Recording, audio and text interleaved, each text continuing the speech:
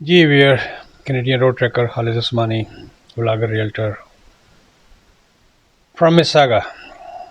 Good evening और अस्सलाम वालेकुम। तो व्यूअर्स, आज मैं एक नहायत ही अहम मौजू पे। जी वीर, तो अहम मौजू क्या है? अहम मौजू यह है कि इमिग्रेशन से रिलेटेड और कुछ पायलट प्रोग्राम्स हैं जो बिल्कुल एक मेन स्ट्रीम से हट के हैं। ये पायलट प्रोग्राम्स इस तरह कहलाते हैं कि सर्टन पीरियड के लिए होते हैं। जिस तरह नोवा स्कोशिया है, या जो 4 या 5 प्रोविंसेस ईस्ट में थे, वहाँ पायलट प्रोजेक्ट चले थे। तब ये फ्रैंकोफोन से मुराद ये है कि जो फ्रेंच बोलने वाले लोग हैं, और मैं अपनी अक्सर वीडियो के अंदर अपने आप को अपग्रेड कर रहे हैं एजुकेशन वाइज, आप अपने आप को अपग्रेड कर रहे हैं एक्सपीरियंस वाइज, और आप कहते हैं कि भाई मुझे 2028 में या 27 में या 2029 में कनाडा की इमिग्रेशन के लिए अप्लाई करना है, तो फ्रेंच एक बहुत ही अच्छा ऑप्शन है। आप 6 महीने में फ्रेंच अगर अगर जान मारे सीरियसली अगर समझते हैं, तो आप फ्रेंच सीख सकते हैं। तो मैं इसी के ऊपर ये वीडियो बना रहा हूँ। कनाडा ने 2 बिल्कुल नए इमिग्रेशन पायलट प्रोग्राम शुरू किए हैं, और एक है रूरल कम्युनिटी इमिग्रेशन पायलट और दूसरा है फ्रांकोफोन कम्युनिटी इमिग्रेशन पायलट। तो ये टोटली जो है ना रूरल बेस्ड है, उन इलाकों में जहाँ पर कोई नहीं जाना चाहता। लेकिन आपको तो कनाडा आना है भाजी, तो उसके लिए आपको थोड़ी सी जो है ना तकलीफ उठानी पड़ेगी। आगे बढ़ते हैं।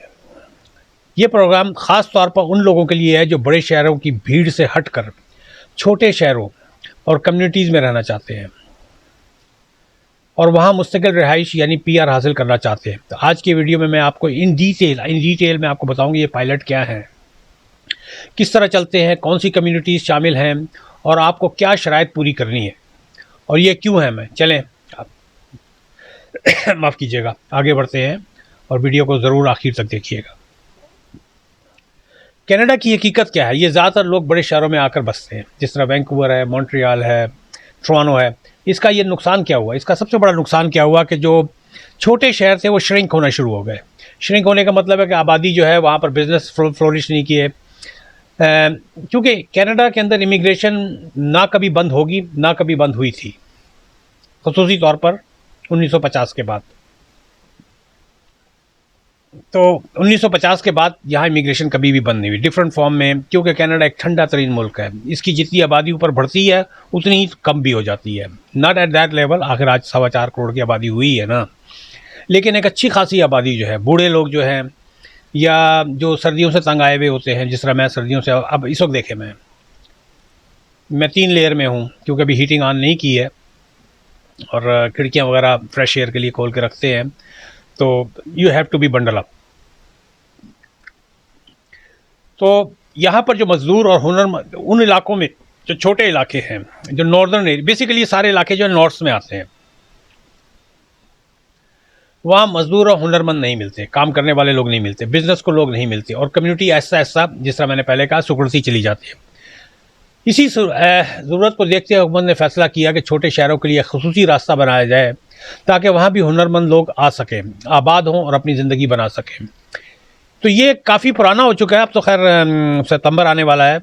ये जनवरी में 2025 में ये लॉन्च हुए थे 2 पायलट प्रोग्राम, लेकिन स्टिल इट्स एक्टिव।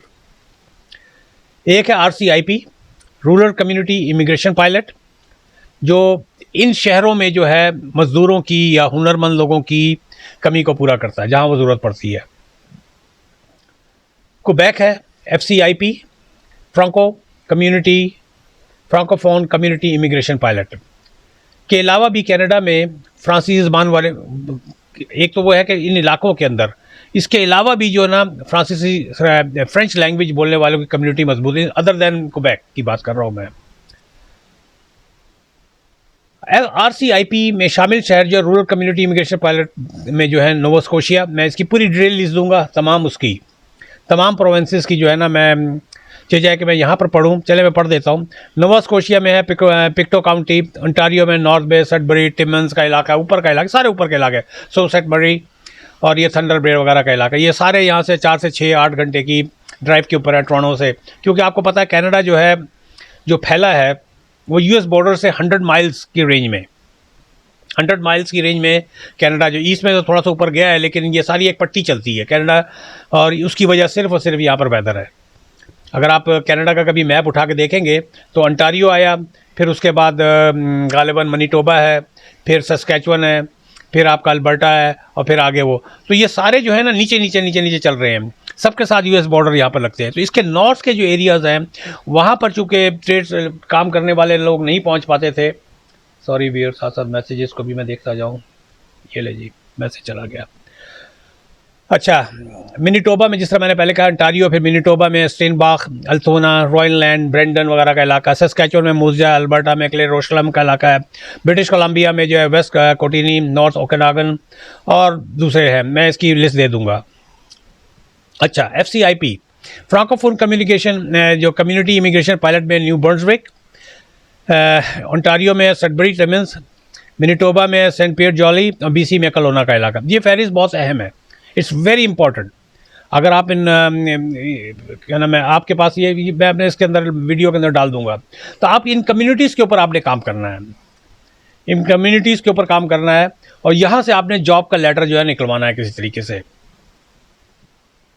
अच्छा, ये फहरिस्त बहुत अहम है, क्योंकि अगर आप इन शहरों में जॉब हासिल कर लेंगे तो आपको इस पायलट के ज़रिए PR मिलने का रास्ता खुल जाएगा। तो ये प्रोग्राम चलते किस तरह है? ये प्रोग्राम जो है ना, एम्प्लॉयर यानी जो मकामी बिजनेस मालकान जो भी होता है, तो वो क्या करता है कि अपने आप को एक डेजिग्नेटेड एम्प्लॉयर बनाता है अपने आप को, और ये इकोनॉमिक डेवलपमेंट ऑर्गेनाइजेशन है जो कंपनियों को चुनती है, और वो कहलाते हैं डेजिग्नेटेड एम्प्लॉयर। जी हाँ, जिस तरह यार मैंने कहा है, आगे लिखा है, ये कंपनियां डेजिग्नेटेड एम्प्लॉयर्स बनती हैं। फिर ये एम्प्लॉयर्स हुनरमंद लोगों को नौकरियों की ऑफ़र देते हैं। इसमें मैं किसी कम्युनिटी का नाम नहीं लूँगा, उन्होंने काफ़ी जाके वहाँ पर बिज़नेस खोले और डेजिग्नेटेड एम्प्लॉयर बन गए, और उसके ऊपर फिर काफ़ी आहू हुआ है। वहाँ गए, जाके बिज़नेस खोल लिया। बिज़नेस सिर्फ इस नज़रिए से खोला है कि भाई ऑब्वियसली वो रनिंग फॉर्म में है, लोकल भी एक आध हायर किया, किसी तरीके से चलते रहने दिया उसको, और उसके ऊपर फिर बंदों को आगे की कहानी सब बोल कुछ ना बोल। और एप्लीकेंट्स के लिए क्या है, उम्मीदवार जो है, जो जॉब सीकर्स हैं, तो आपके पास इन जो डेजिग्नेटेड एम्प्लॉयर हैं उनकी तरफ से जॉब ऑफ़र होनी चाहिए, और आपको 1560 घंटे जो है ना एक साल का के अंदर जो है ना आपको आवर्स के, और कम से कम एक साल का तजर्बा और 1560 घंटे पिछले 3 सालों में होने ज़रूरी हैं, 1560 आवर्स। और जो स्टूडेंट्स अगर वहाँ पर पढ़ रहे हैं तो उनके लिए जो स्टूडेंट्स वहाँ चले जाते हैं तो उनके लिए शराइत जो है ना to some extent are very lenient, क्योंकि उनको फिर वो एक्सपीरियंस क्लास वगैरह भी मिल जाती है, कि क्या नाम है, वहाँ की एजुकेशन वगैरह मिल जाती है, तो वो फिर उसी कैनेडियन एक्सपीरियंस क्लास वगैरह में भी अप्लाई कर सकते हैं। और ये भी आपकी नौकरी की कैटेगरी के ऊपर बेस करता है, आप किस स्पीड पे जा रहे हैं। फिर CLB लेवल आ जाता है, जो कैनेडियन लैंग्वेज बेंच मार्क क्या कहलाता है, बैंड जो होते हैं 5, 6, 7, 8, 9 आइल्स के जो होते हैं।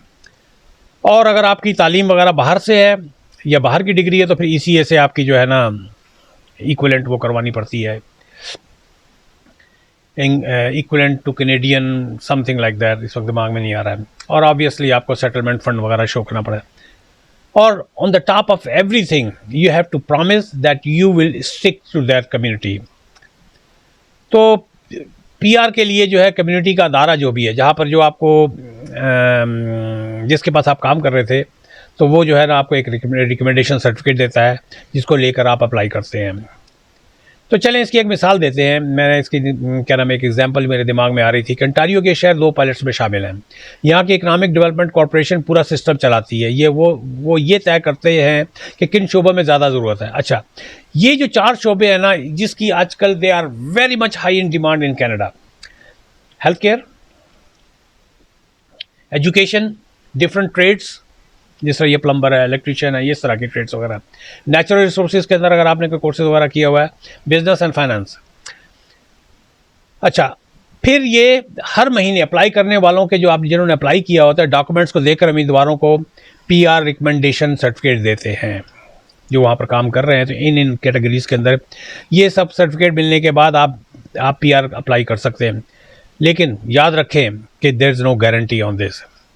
आखिरी फैसला जो भी होगा IRCC का होगा, immigration, refugee, citizenship of Canada या व्हाटएवर जिस तरह बनता है। ये पायलट्स क्यों अहम है, why they are so important, ताकि जैसा मैं अपने इंट्रो के अंदर कह चुका हूँ कि जितने भी ये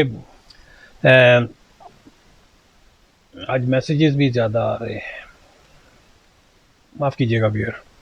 तो क्यों इतने अहम है? पहली बात तो ये है कि छोटे शहरों की इकानमी जो है मजबूत हो, सारा जो है ना ये प्रेशर जो टोरंटो में, वैंकूवर में, मॉन्ट्रियल में, इवन अब कैलगरी की तरफ भी, और जो प्रेशर पड़ा हुआ है, तो गवर्नमेंट चाहती है कि इसको स्प्रेड आउट करे और नई इमिग्रेशन जो हो इन इलाकों के लिए हो, क्योंकि जो भी वहाँ पर इमिग्रेशन लेगा तो वहाँ कम से कम 2 साल, 3 साल, 4 साल तो रहेगा। और अक्सर ऐसा हुआ है, जैसा शुरू में मुझे याद है सस्कैचुअन की तरफ लोग इमिग्रेशन के लिए जाया करते थे। उसमें से आई वुड से 50% दे सेटल्ड देयर। यही था कि जी हम अपनी इमिग्रेशन करेंगे, अपने एक ज़माना था कि आप अपने रिश्तेदारों को बुला सकते थे और रिश्तेदारों के रिश्तेदारों को रिश्तेदारों के रिश्तेदारों को आप बुला सकते थे। एक दो कम्युनिटीज़ ऐसी हैं जिनको मैं जानता हूँ, उनके 100 घर हैं वहाँ पर, 100 घर है, पूरा उन्होंने रफ़ायाम कौन सा कराची का, उन्होंने सारे उठा लिए। एक बंदा गया था 1 से 2, 2 से 4, 2 से 6, तो सस्कैचुअन में एक ये बहुत ही वो था कि अगर आप वहाँ रहते हैं तो इस तरह करके, तो उसमें से 50 to 60% लोग अभी तक वहीं रह रहे हैं, वो वहाँ से मूव नहीं हुए। तो इस तरह ये कम्युनिटी जो है ना वो ग्रो होती है, और जो वहाँ के बिजनेस हैं उनको हुनरमंद मिलेंगे, वर्कफोर्स मिलेगी। अच्छा, और उन कम्युनिटीज़ के अंदर नई जान आएगी। तो ये फ्रेंच बोलने वालों को, जिसके ऊपर मैंने शुरू में बात की थी, फ्रांसीसी बोलने वालों को के लिए ख़ास मौका है कि वो क्वेबेक के अलावा भी दूसरी जगह पर आबाद हो। तो पीआर हासिल करने का एक बड़ा ही सीधा रास्ता है। आई मीन जो प्रेशर पड़ा हुआ है ओंटारियो की तरफ या इधर उधर जो पड़ा हुआ है, तो ये एक बड़ा ही क्लीन कट जो है ना। तो दोस्तों, आई मीन व्यूअर्स, ये था एक किस्म का ना कनाडा के एक बिल्कुल नए program. It's been launch almost I would say about 8 months but still inactive. तो अभी ये पायलट प्रोग्राम ख़त्म नहीं हुए हैं। रूरल कम्युनिटी इमिग्रेशन पायलट और फ्रांकोफोन कम्युनिटी इमिग्रेशन पायलट। अगर आप छोटे शहरों में जॉब के ज़रिए कनाडा आना चाहते हैं तो ये आपके लिए बेहतरीन मौका है। अगर आप एम्प्लॉयर हैं, देखें वही बात आ गई, एम्प्लॉयर जो मैंने पहले बात की थी, तो आप लोकल इकोनॉमिक डेवलपमेंट ऑर्गेनाइजेशन से रिज्यू करें। तो बहुत सारे भाई लोगों ने जो स्मार्ट थे, इस ज़माने में मेरा प्रोग्राम बना था कि भाई मैं सस्कैचुअन में जाकर अपना कोई बिज़नेस वगैरह शुरू करूँ, वहाँ शुरू करूँ, तो वो बस ख्यालों के अंदर ही रहा। अगर आप उम्मीदवार हैं, इफ़ यू आर एप्लीकेंट, तो जॉब ऑफ़र के लिए इन कम्युनिटीज़ के डेजिग्नेटेड एम्प्लॉयर से रब्ता करें, उसकी लिस्ट निकलवाएं किस तरीके से। अच्छा व्यूअर, तो आखिर में फिर मैं यही करूँगा कि आप अपने कमेंट्स में बताएं कि अगर आप इसमें अप्लाई करने का सोच रहे हैं, और इसके अलावा मज़ीद डिटेल में अगर किसी पर्टिकुलर उसके ऊपर अगर आपको समझ नहीं आता तो मैं उसके ऊपर वीडियो बना दूँगा, किसी भी टॉपिक के ऊपर, ख़ुसूसी तौर पर इमिग्रेशन में। वीडियो को लाइक करें, सब्सक्राइब करें और बेल आइकन को ज़रूर दबा दें ताकि नई अपडेट्स आपको मिलती रहें।